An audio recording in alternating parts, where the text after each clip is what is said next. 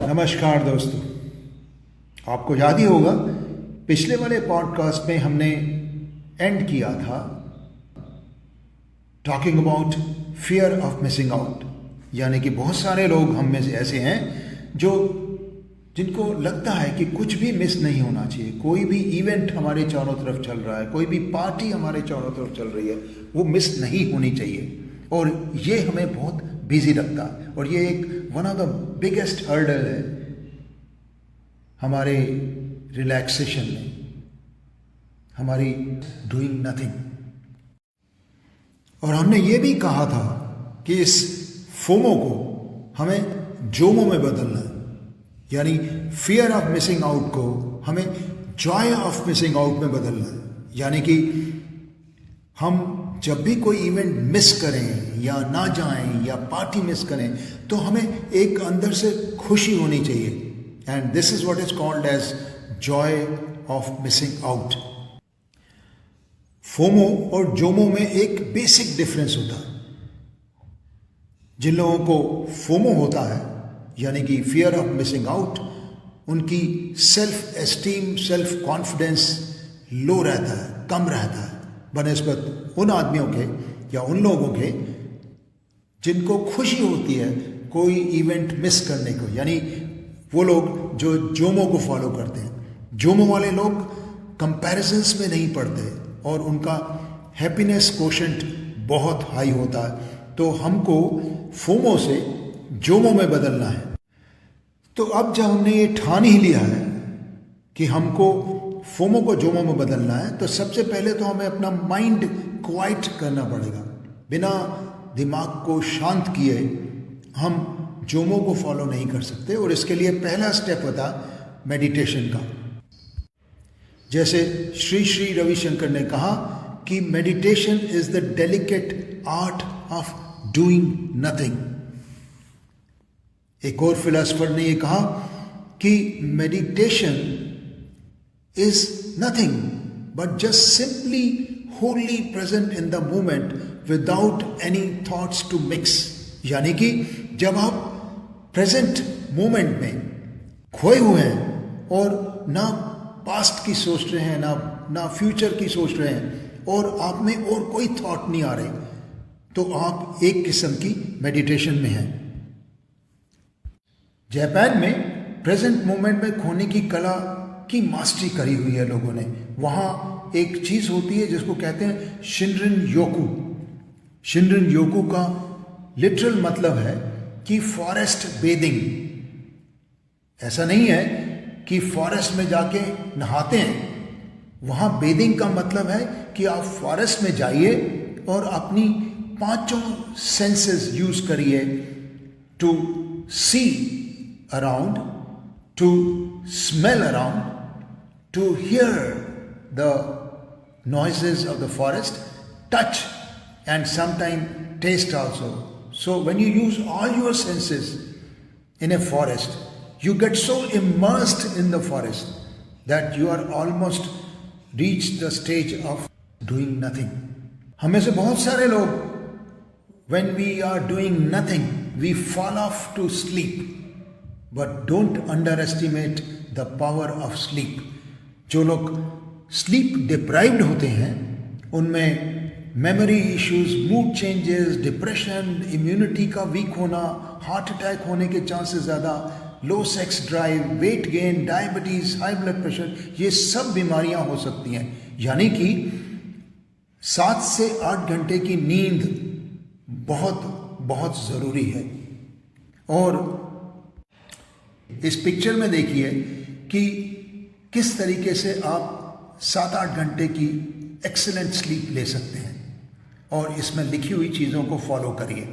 इनमें कुछ चीज़ें तो बहुत इंपॉर्टेंट हैं। वो एक तो ये है कि आपको कोई भी स्टिमुलेंट जैसे कि कॉफ़ी या चाय दोपहर के बाद नहीं लेनी चाहिए। एक और चीज़ बड़ी इंपॉर्टेंट है कि आपका बेड आपकी नींद के लिए रिजर्व्ड होना चाहिए। यानी कि बेड पर बैठ के आपको कोई और काम नहीं करना चाहिए, ना ही टीवी देखना चाहिए, ना कुछ और करना चाहिए। Bed should only be for sleeping, because that's how your brain gets trained and you get a better sleep. आप में से कई लोग ये सोचते होंगे कि if we start doing nothing, we will become less productive. There is nothing farther from the truth than this. और इसके बारे में मैं आपको सुनाऊंगा एक कहानी, और आप सब जानते ही हैं हजारों साल पहले की कहानी, जिसमें आर्किमिडीज को वहां के किंग ने, किंग हायरो ने, किंग ऑफ सायराकुस जो कि इटली में था, उसको ये कहा कि ये एक सोने का क्राउन बनवाया है मैंने।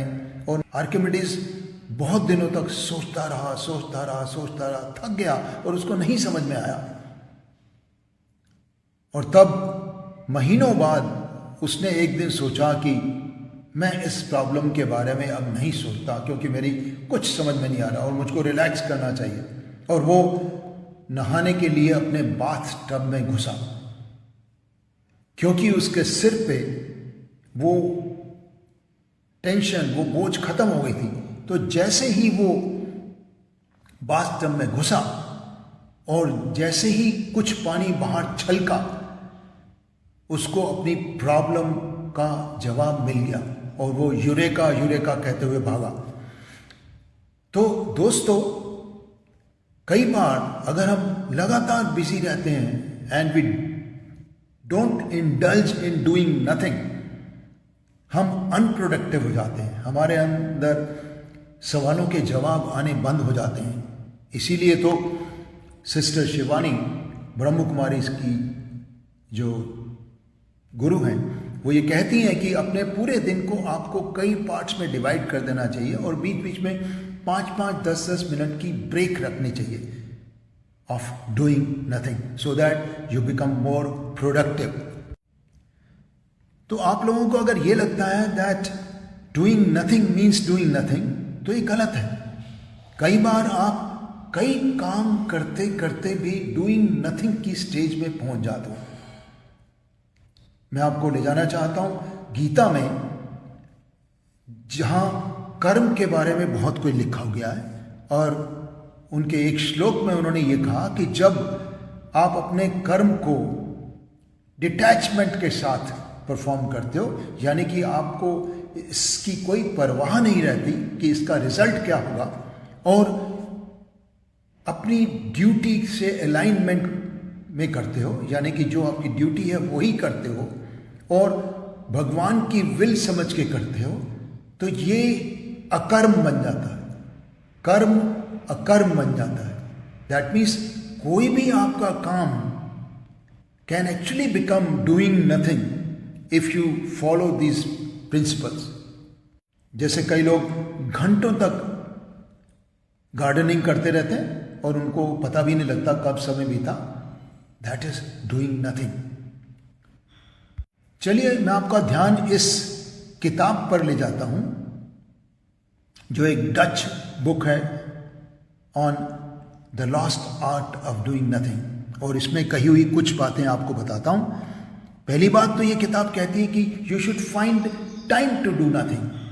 जैसा मैंने आप पहले पॉडकास्ट में भी कहा, हम लोग बहुत बिजी हैं, बट उसमें हमें ब्रेक लेना पड़ेगा, और उसको लेने का बेस्ट तरीका ये होता है कि अगर आप आज उठे और आपने लिस्ट बनाई कि आज आपके क्या क्या काम हैं और उनको प्रायोरिटी वाइज लिखा, सबसे ज़्यादा प्रायोरिटी जिस काम की है उसको नंबर 1 दिया, फिर उसको बाद में नंबर 2, नंबर 3, नंबर 4, नंबर 5, 10।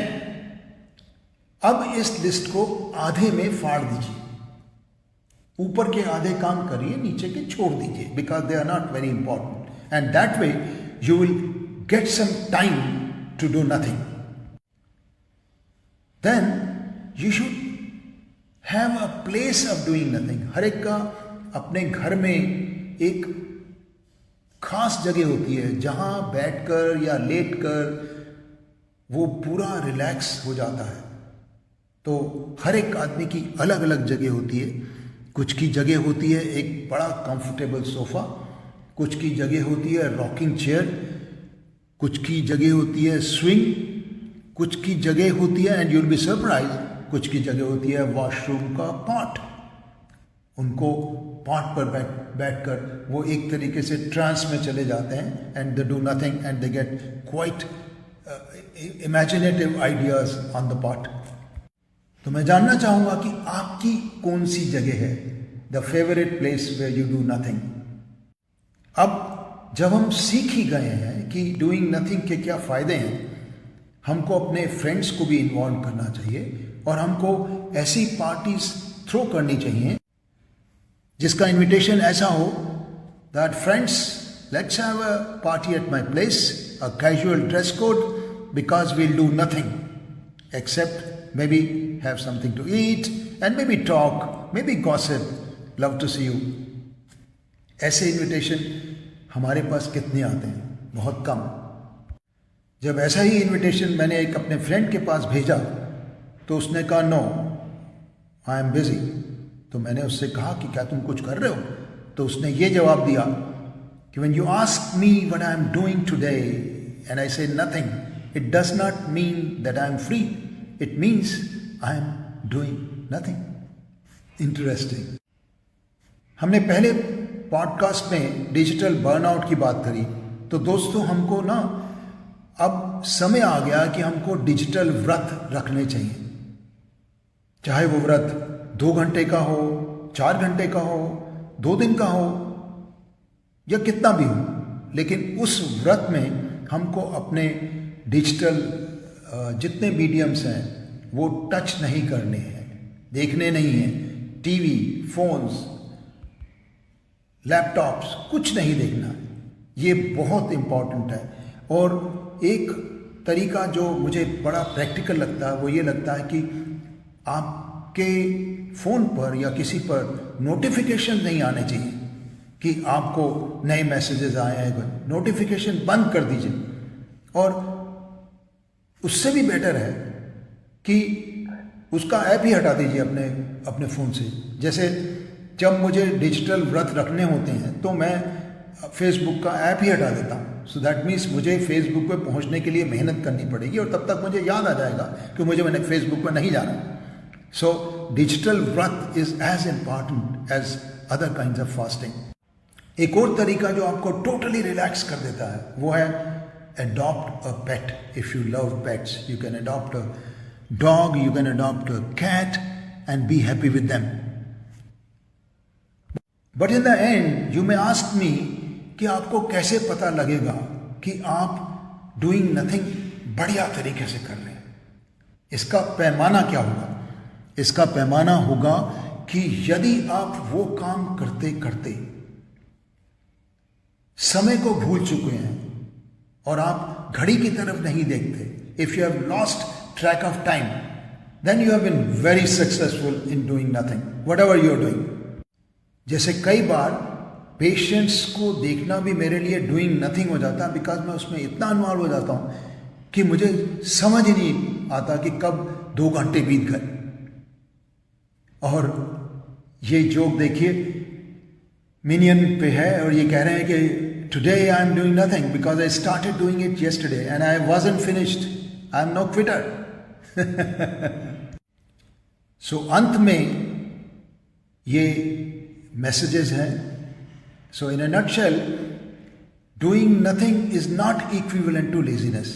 यानी कि doing nothing का मतलब ये नहीं है कि आप कुछ काम नहीं कर रहे, but doing nothing का मतलब ये है कि जो भी आप काम कर रहे हैं उसमें इतने इन्वॉल्व हो गए हैं कि आपको समय की टिक टिक सुनाई देनी बंद हो गई है।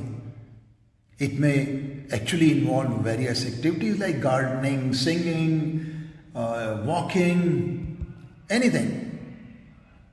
और जब आप इसमें इन्वॉल्व हो जाते हैं in doing nothing, then you improve your productivity, then you improve your mental alertness, then you improve your focus. So dear friends, I hope you enjoyed this podcast and please give me your comments. Thank you.